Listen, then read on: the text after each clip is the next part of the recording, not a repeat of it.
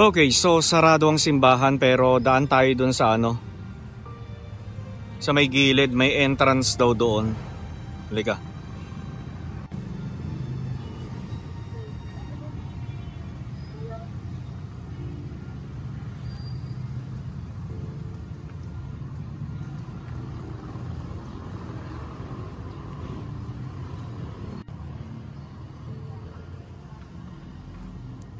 Silip lang tayo mga kaitsubero.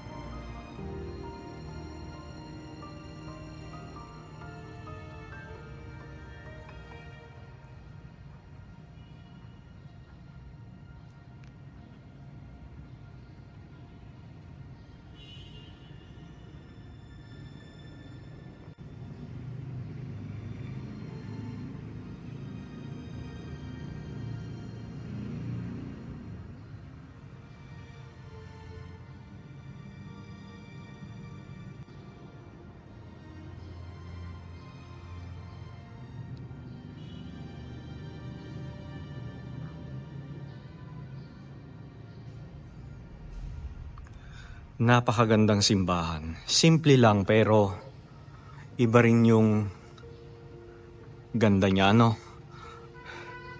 Ayan. So kanina, pagdating ko rito, may misa. O misa ba yun? Parang rosary lang yata yun. Tapos pagbaba ko ng car, bigla nang nagsara yung simbahan.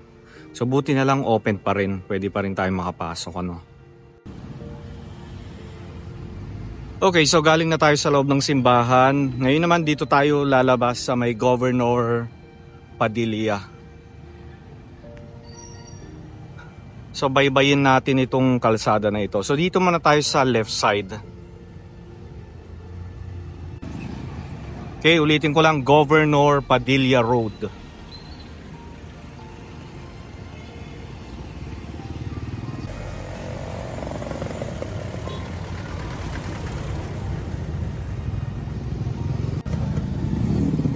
Okay, so dito sa may left side natin, makakakita tayo ng isang lumang bahay.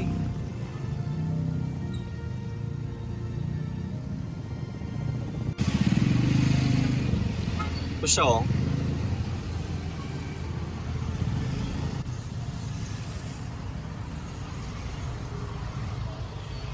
Tanungan natin kung museum ba ito o baka private house.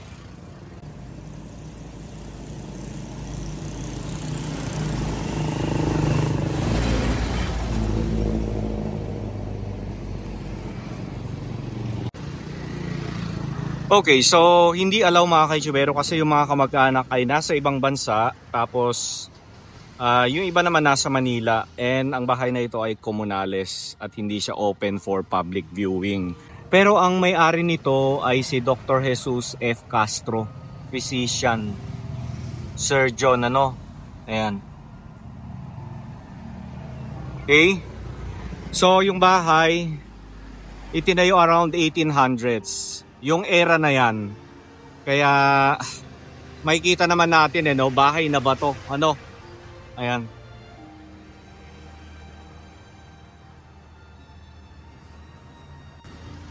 Okay, diretso lang tayo doon mga kaitsubero. Okay, so dito naman sa may kanan natin, isang napakalaking bahay. Actually, mansion na nga ito eh. Ayan,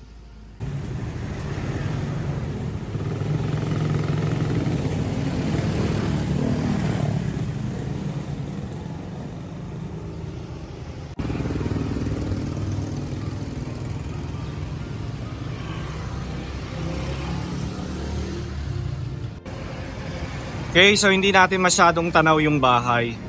Okay, diretso lang tayo dito. So ito pa rin yung simbahan sa may kanan natin.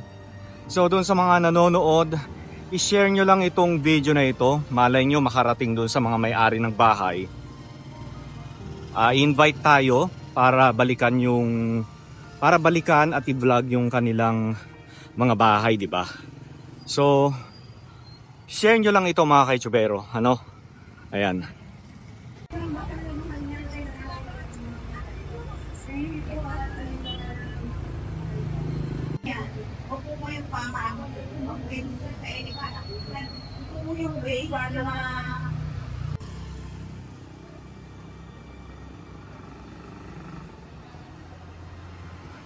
Okay, diretso lang tayo mga kaitsubero. Samahan nyo lang ako maglakad dito sa kahabaan ng Padilla, Governor Padilla. So ito yung nakikita ko sa Google Map. Itong bahay na ito. Itong nasa kanan natin at saka yung nasa kaliwa. Kita nyo yun? Yun o. Saka ito o. Yan o.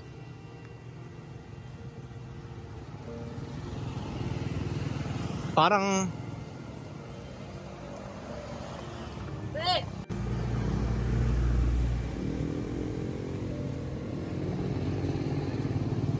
ayun yung isa oh mga kaitsubero.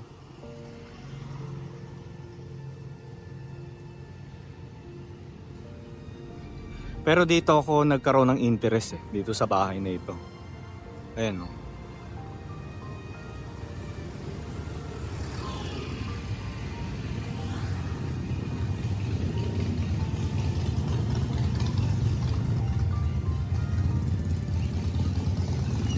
Tatanong tayo kung kanino yung bahay at sino yung may-ari.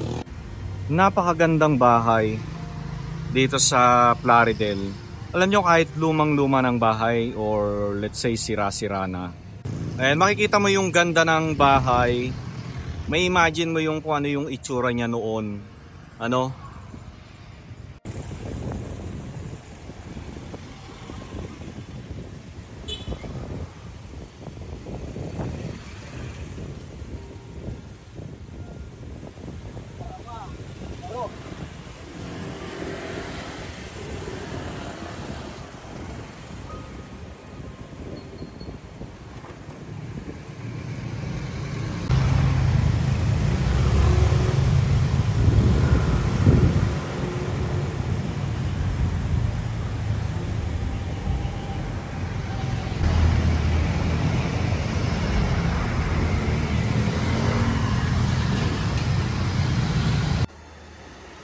Diba?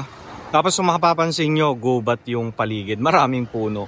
So nagmisto lang gubat yung area, no?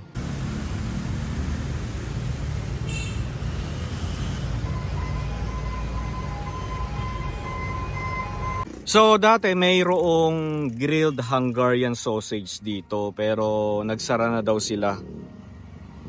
Ayan, online na lang daw.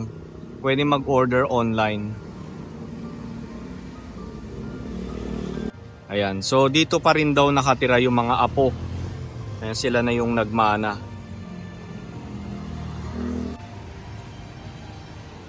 Okay. So sayang na naman. Ang laki pa naman ng property, ano? Kita nyo naman yung bako doon, lawak. Hanggang doon, sa dulo. Tapos may simpleng bahay na maliit dito na nakatayo. Ayan. So ang mahirap kasi kapag ito ay pinarestore sa gobyerno, ang mangyayari kasi yung mga nakatira, mga nagmana sa bahay na ito, kailangan nilang umalis sa bahay na yan. Kasi syempre, once na nirestore yan ng government, hindi na sila yung may-ari. Diba? Pero kung ito lang naman yung bahay mo, bakit mo ipaparestore kung hindi mo na rin pala ito matitirahan, ano? Kaya siyempre hindi natin masisi yung mga may-ari ng bahay pag mga ganyan. 'Di ba? Kaya mahirap mag-judge sa mga lumang bahay na sira-sira na tapos may mga nakatira. Pero siyempre hindi naman lahat ng mga nakatira doon ay mga caretaker. Yung iba rin kasi doon ay sila talaga yung mga apo mga nagmana ng bahay, ano. Okay? Tapos mula rito, makakita pa rin tayo ng isang lumang bahay, ayan oh.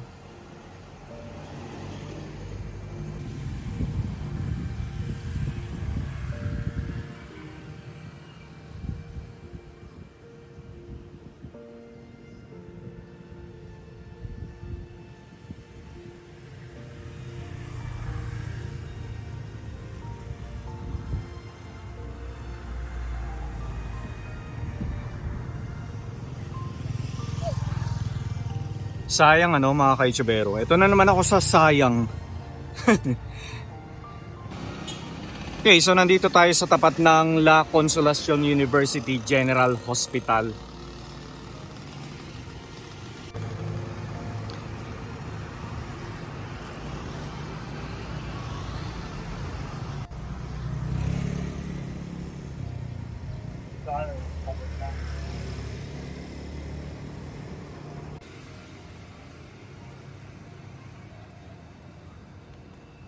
Banggerahan.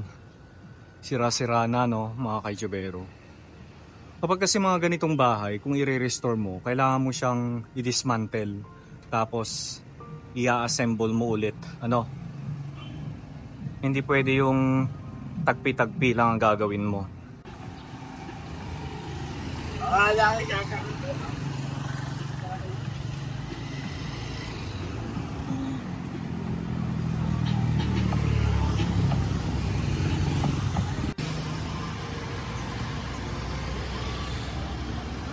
Sayang. Sayang yung bahay na yon, ano. Alam nyo, kapag nakakakita tayo ng mga lumang bahay, sira-sira, siyempre iniisip natin, sayang, sana i-restore. Ano, hindi naman natin yun may ialis sa atin kasi old soul nga tayo, di ba? Ayan. Pero, siyempre, hindi naman natin pwedeng sisihin yung mga nakatira o nagmana ng bahay kasi hindi naman lahat ng mga nagmana ay afford na mag-restore ng kanilang pamana, ano.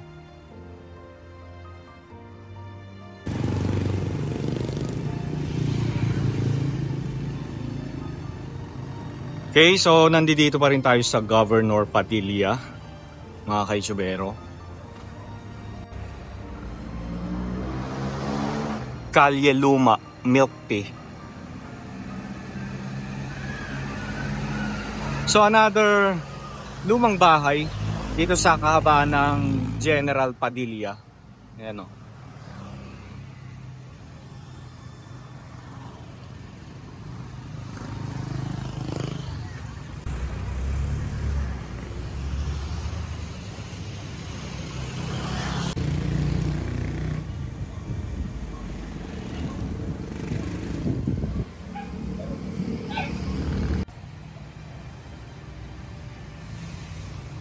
Diba?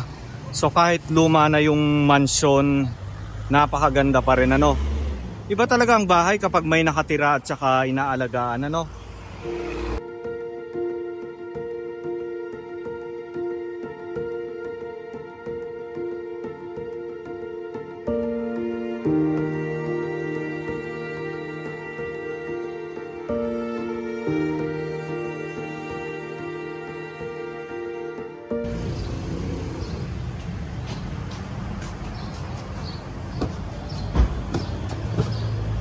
Bahay pala ito. So hindi pala siya simbahan. Boss, thank you.